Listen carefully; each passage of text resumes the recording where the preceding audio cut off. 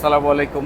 ৩০০ metre দৈর্ঘ্যের একটা জাহাজের ধাক্কায় ১.৬ মাইল দীর্ঘ একটা ব্রিজ, ৪ লেন বিশিষ্ট একটা ব্রিজ ভেঙে সম্পূর্ণ নদীর মধ্যে। নিশ্চয়ই আপনারা সংবাদ মাধ্যমে অনেকেই দেখেছেন, যুক্তরাষ্ট্রের বাল্টিমোরে ফ্রান্সিস স্কট কি ব্রিজ নামের এই ব্রিজকে ডালি নামের একটা কন্টেনারবাহী জাহাজ ধাক্কা দেয়, যার কারণে মুহূর্তের মধ্যে ব্রিজটা তাসের ঘরের মতো ভেঙে নদীতে পড়ে।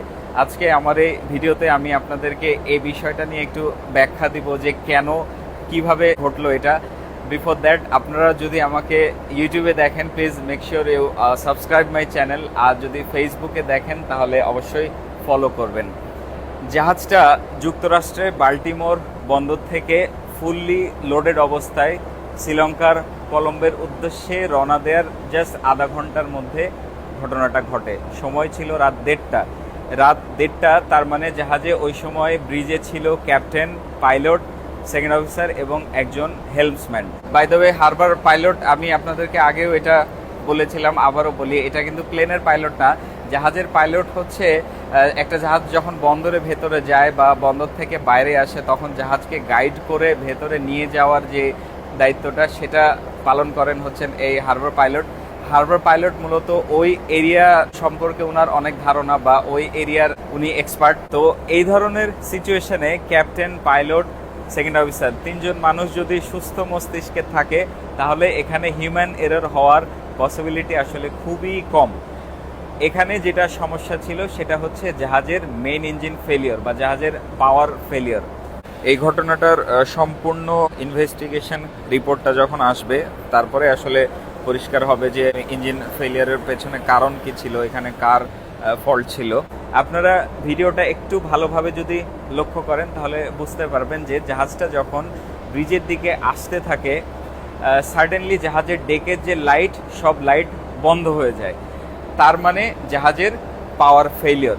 তারপরে এই অবস্থায় জাহাজটা কিছু দূর আসার পরে আবারও লাইটগুলো ব্যাক করে, অর্থাৎ পাওয়ার আবারও রিস্টোর হয়, এবং আবারও কিছুক্ষণ পরে জাহাজের লাইট বন্ধ হয়ে যায়, অর্থাৎ সেকেন্ড টাইম পাওয়ার ফেলিওর হয়। আর সেকেন্ড টাইম যখন পাওয়ার ব্যাক করে, ততক্ষণে অলরেডি অনেক লেট, ততক্ষণে জাহাজ আর কন্ট্রোল করা সম্ভব হয়নি, জাহাজটা ব্রিজে এসে ধাক্কা দেয়। একটা বিষয় আপনাদেরকে বলি যে জাহাজের যে কোনো অ্যাকশন সবসময় অনেক সময় লাগে। জাহাজের ফুল স্পিডে উঠতে, জাহাজের স্পিড রিডিউস করতে, জাহাজকে থামাতে সবসময় টাইম লাগে। এটা জাহাজের আকার আকৃতি ভেদে, জাহাজের যে ম্যানুভারিং ক্যারেক্টারিস্টিক্স আছে সেটা অনুযায়ী ভিন্ন ভিন্ন হিসাব নিকাশ আছে। জাহাজকে কখনো ইনস্ট্যান্ট থামানো যায় না, জাহাজে কোনো ব্রেক নাই। আমার এই জাহাজ যদি ফুল স্পিডে থাকে, আমি যদি ইঞ্জিন স্টপ করি, এই জাহাজটা কমপক্ষে ১ মাইল যাওয়ার পরে তারপরে সম্পূর্ণটা থামবে। সুতরাং বুঝতেই পারছেন যে কন্টেনার জাহাজটা এমন একটা সময় যে আবার পাওয়ার ব্যাক করে, যখন এই জাহাজকে আর কন্ট্রোল করা সম্ভব হয়নি। ৩০০ মিটারের একটা কন্টেনার জাহাজ যখন ফুললি কন্টেনার দিয়ে লোডেড থাকে, তখন আমার ধারণা রাফলি এটা যে ডিসপ্লেসমেন্ট বা জাহাজের যে ওজন, সেটা মোটামুটি ২ থেকে ২.৫ লক্ষ টন মতো হওয়ার কথা। এটা আমি এক্স্যাক্টলি জানি না ওই জাহাজের ওই অবস্থায় ডিসপ্লেসমেন্ট কত ছিল। তো একটা ২ থেকে ২.৫ লক্ষ টন ওজনের জাহাজ যখন ৮ থেকে ৯ নটিক্যাল মাইল বা ১৬-১৭ কিলোমিটারের স্পিডে এসে কোথাও আঘাত হানবে, তখন সেখানকার ভরবেগের পরিমাণ কত নিশ্চয়ই আপনারা আইডিয়া করতে পারছেন। এটা যদি কনক্রিটের শক্ত পিলারও হতো, তারপরেও সেটা ভেঙে যাওয়ার পসিবিলিটি ছিল 90% আমার ধারণা। এখন আপনাদের মনে একটা প্রশ্ন আসতে পারে যে জাহাজে যদি হঠাৎ এই ধরনের ইঞ্জিন ফেলিওর হয় বা এই ধরনের পাওয়ার ফেলিওর হয়, তাহলে ব্যাকআপ অ্যারেঞ্জমেন্ট কি? হ্যাঁ, জাহাজের ব্যাকআপ এমার্জেন্সি জেনারেটরের যে অ্যারেঞ্জমেন্ট আছে সেটা আছে, বাট সেটা আসলে পর্যাপ্ত না। এমার্জেন্সি ব্যাকআপ দিয়ে ব্রিজের অল্প কিছু ইকুইপমেন্ট, তারপরে এমার্জেন্সি কিছু লাইট ছাড়া আসলে খুব বেশি ব্যাকআপ এখানে দেয়া সম্ভব না।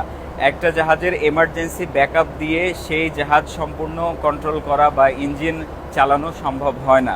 আর জাহাজে যখন ইঞ্জিন বন্ধ থাকে, তখন জাহাজের যে স্টিয়ারিং সিস্টেম, যেটা দিয়ে জাহাজকে ডানে বামে নিয়ে যাওয়া হয়, তখন সেটা ঠিকঠাক মতো রেসপন্স করে না। আপনারা হয়তো ভিডিওটা দেখলে বুঝতে পারবেন যে জাহাজে যখন প্রথম পাওয়ার ফেলিওর হয়, তখন সাডেনলি জাহাজটা স্টারবোর্ড সাইডে বা ডান দিকে আসতে শুরু করে এবং যখন ফাইনালি পাওয়ার ব্যাক করে তখন জাহাজটাকে সর্বোচ্চ চেষ্টা করা হয় পোর্ট সাইডে নেয়ার বা বাম দিকে নেয়ার, যেন ব্রিজে আঘাত না হানে, কিন্তু শেষ পর্যন্ত এটা আসলে সম্ভব হয়নি।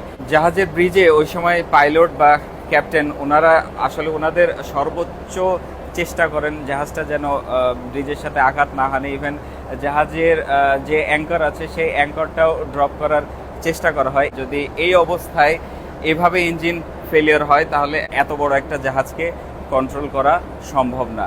আরেকটা ওখানে বিষয় সেটা হচ্ছে কোনো টাগ ছিল না। যদি টাগবোট থাকতো তাহলে জাহাজকে হয়তো মুভ করে বা টার্ন করে অন্যদিকে নেওয়া সম্ভব ছিল। যেহেতু জাহাজটা আধা ঘন্টা আগে বন্দর থেকে বের হয়েছে, তো এতক্ষণ আসলে টাগবোট থাকারও কথা না। সেখানে অহরহ জাহাজ এইরকম ব্রিজের নিচে দিয়ে যাওয়া আসা করে, সো এটাও সব দিনের মতো নর্মালি ছিল।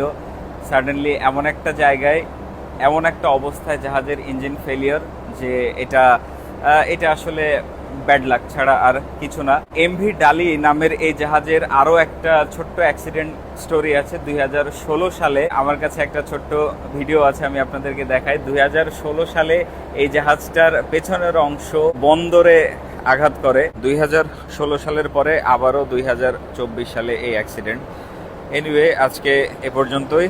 ভালো থাকবেন সবাই। আল্লাহ হাফিজ। আসসালামু আলাইকুম।